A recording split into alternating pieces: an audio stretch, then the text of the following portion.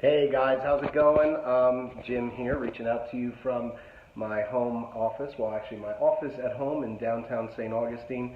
Hey, I had a question, actually, a couple of questions come in this week, and I've been on the road a couple of weeks, and what people ask me to do is start sharing. Don't over prepare content, just share what's going on in your life, share what's happening, any issues around family. And something's been coming up this week where I said, this is just too crazy, I need to share it right away. And it's concerns about a lot of parents have about their young kids reading. And some of them, their children have dyslexia. Other than them, we've had a couple of people reach out to us. Their kids are in first or second grade, and they're not reading up to par level. The teachers have come down pretty hard on them. They're feeling embarrassed for their child. The child's feeling really down. Sometimes even their relatives or people around them saying, geez, they're not reading. What's going on? What's wrong? And I gotta kind of disagree with this, and hopefully it gives you a little bit of comfort, because it's something we've been through personally, and I have some pretty strong feelings on it. And the issue I have is dyslexia, we're taught, is almost like, for most kids, it feels like it's fatal, that it's permanent. And I don't agree with that at all, because both our sons, Alden and Leland, were dyslexic. And the story I need to tell is when they were first going into first grade and third grade, we were at a public school for a year, and we got the reports brought into school. They're not reading, letters are backwards, they're well below their standards of where they should be. If they don't get their grades up, their levels of reading up, then they're going to be held back. They're going to be put in these certain classes. They're going to be labeled this. And we wouldn't have any of it. I thought it was total bullshit. Because I just knew there were better ways to learn and that these things could be overcome. And they kept saying, if in the next 3 months this doesn't happen, all these bad things are going to happen. The next 3 months, if this doesn't happen in 3 months. And I'm all for timelines and goals, but something didn't seem right. So we actually pulled the boys out, or the following year, but we went to see good friends of my wife, Jamie, who's, again, has a big background in Montessori and Waldorf education, which has been great for our family. And we went to our friend Nancy, who owns a Montessori school that we went to for a long time. And we told them about what was happening with the boys' dyslexia. And it was hard on them. We felt, how do we really better serve them?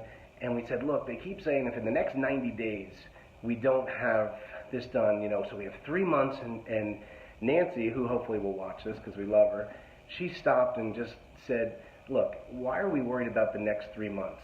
Let's look out the next 3 years. And man, that just clicked things. So long story short, by taking this approach where our boys were getting put in this situation of saying, okay, if in the next 3 months you don't have this done, all these bad things happen, this Montessori school took a different approach. And this isn't about pulling your kids from normal school. It's about some public schools are patient with this, others aren't. Some Montessori schools, supposed Montessori schools, are not patient with this. Be patient with your kids. And what I can tell you, fast forwarding, is now our boys are 13 and 15. They read 1 to 2 books a week. A week. That's way more than I read. And they're dyslexic. And I look back and say, if when they were in first grade and going into third grade, we had taken that thing and said, look, in 90 days, if you can't do this, you're screwed, we would have done a disservice to them.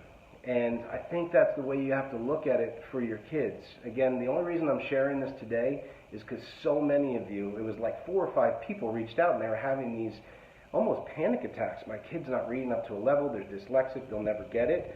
I think that's completely untrue. In fact, I have friends who are adults who I still challenge, and they say, I can't read that well because I'm dyslexic. And I say, you know what?